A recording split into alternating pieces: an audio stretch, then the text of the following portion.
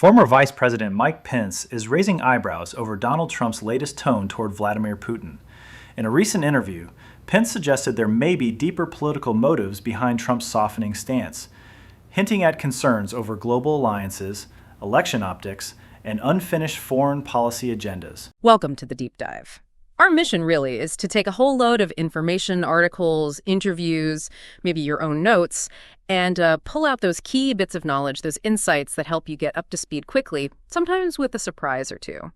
Today, we're diving into some, pretty critical stuff happening globally. We're talking about the war in Ukraine, of course, but also the kind of shifting sands of U.S. foreign policy.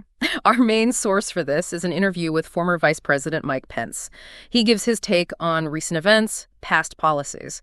So we're going to unpack the latest on Russia, what's being said about President Trump's changing view on Putin, and these ongoing debates about U.S. defense and aid. Exactly. In this interview, it's a fascinating window, really, into how these key figures see these incredibly complex global dynamics, plus, the internal debates happening that shape how the U.S. actually responds. Okay, let's get into it then. First off, the stark reality on the ground. Russia's launched these huge aerial attacks on Kyiv. The source mentions hundreds of drones from all directions attacking Kyiv. And Ukraine's president said something like, more than 400 drones and at least 18 missiles struck, and sadly, at least 2 people were killed. Right, and that was just before an even bigger drone attack, apparently. It really paints a grim picture. Yeah, it does. Now, here's where it gets really interesting, politically speaking. Amidst all this, President Trump is apparently saying he's reached his limit with Russian President Putin. A shift, you mean? A definite shift. He's quoted saying, we get a lot of drone attacks by Putin, if you want to know the truth. It's very nice all the time, but it turns out to be meaningless. He even called Putin's actions BS. Wow, that's strong language. Yeah. Especially given, the past perceptions about his relationship with Putin. Exactly. So how does Pence see this? Well, Pence interprets it quite hopefully, actually. He says he hopes Trump is starting to recognize Vladimir Putin doesn't want peace. Vladimir Putin wants Ukraine. And he points out that Zelensky, Ukraine's president, has always been, prepared for a ceasefire, ready to negotiate a lasting peace. So Pence is seeing this change in Trump. Which raises the question, is it a real change of heart for Trump, or maybe more of a rhetorical adjustment? That's the million-dollar question, isn't it? Pence seems to welcome it anyway. He thinks maybe some of the isolationist voices around Trump might have lost some of their footing. You mean the ones who criticized that quick decision on the Iran strike? Precisely. Pence connects those dots. So for you listening, this kind of highlights how these top figures are constantly navigating these, very tricky foreign policy waters. Okay, let's shift gears a bit and look at the history of U.S. aid to Ukraine, at least how Pence tells it. Right. He draws a pretty clear line in the sand. Yeah, he says the Barack Obama only provided military meals and blankets, MREs and blankets. Whereas his administration, the Trump-Pence administration, he says they were the first administration to provide lethal aid to Ukraine.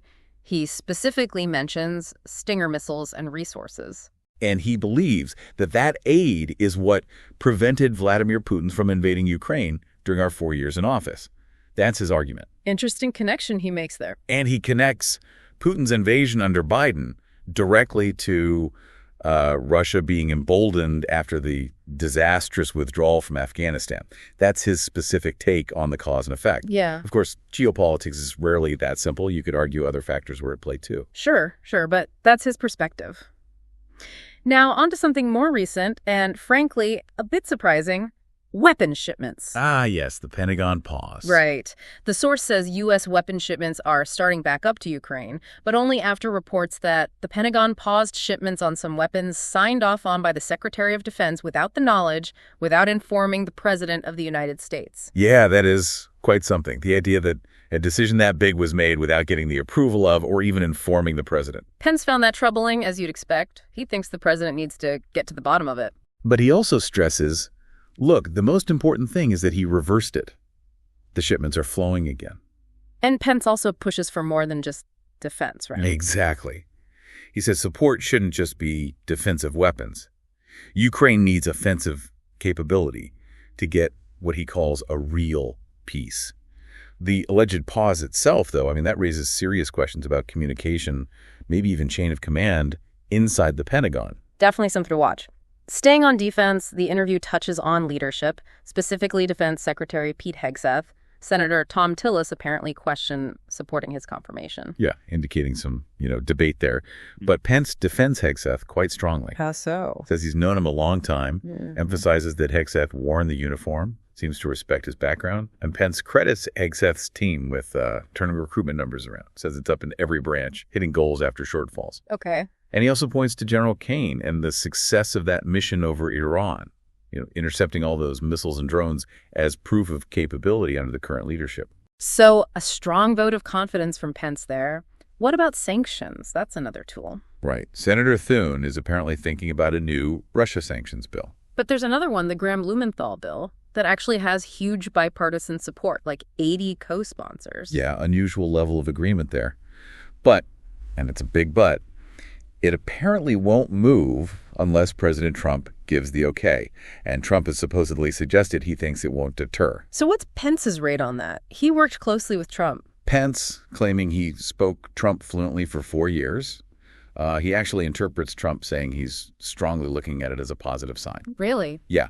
He hopes Trump will understand the value of the Senate acting, especially on things like secondary sanctions. Those are the ones that hit other countries helping Russia's war effort. Okay. So it shows just how complex getting legislation through can be, even with bipartisan support. Presidential influence is key. Absolutely.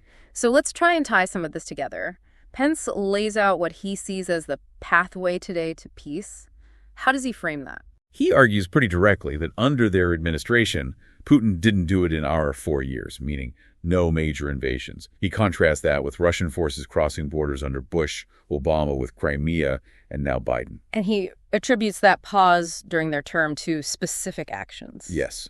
He points to building up the military, using the armed forces against the ISIS caliphate, taking out Qasem Soleimani, the Iranian general, and those cruise missile strikes in Syria, not once, but twice. So the message was clear in his view. His argument is that Putin saw us supporting Ukraine with lethal aid, and crucially, saw us willing to use force to defend our interests and our allies.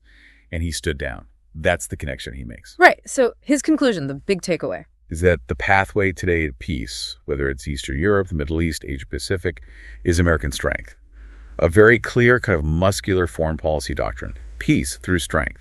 Okay, so we've just done a deep dive into, well, a really insightful perspective from former Vice President Pence. Covered the grim stuff in Ukraine, the changing words for U.S. figures, the debates over aid, and these underlying philosophies on foreign policy. It's definitely a complex picture. And looking at sources like this helps you, the listener, see the different threads, maybe connect some dots between rhetoric, policy, and history. It does. And thinking about Pence's core idea, this American strength leading to peace, it does leave you with a question to chew on. Which is? Well, if American strength is the pathway, what does that strength actually look like today? In our super interconnected, fast-changing world, is it purely military might? Or, does it increasingly involve economic power, diplomatic ties, maybe even cultural influence? How do all those pieces fit together to create stability or not? That's a great question to ponder. Thanks for joining us for this deep dive. We really hope it's given you a deeper understanding of these critical issues, maybe sparked some thinking. Until next time, keep digging, keep questioning, and keep learning.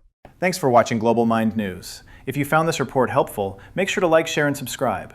We bring you the facts, insights, and updates that matter, straight from the source. See you in the next report.